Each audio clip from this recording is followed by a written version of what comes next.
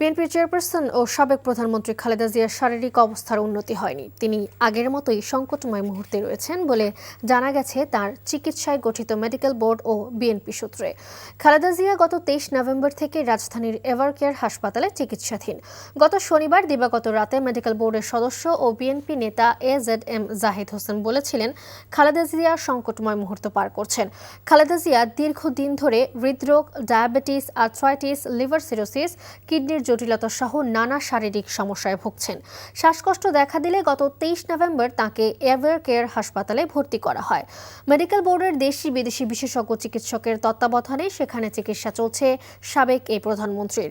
এদিকে খালেদা জিয়াকে দেখতে গত রাত 10:57 হাসপাতালে যান তার ছেলে ও দলের ভারপ্রাপ্ত চেয়ারম্যান তারেক রহমান। মাকে দেখে ও তার চিকিৎসায় খোঁজ খবর নিয়ে রাত 12:09 হাসপাতাল থেকে বেরিয়ে যান তিনি। এর আগে রাত 8টার কিছু পরে শাশুড়ি খালেদা জিয়াকে দেখতে এভারকেয়ারে যান পুত্রবধূ জুবাইদা রহমান।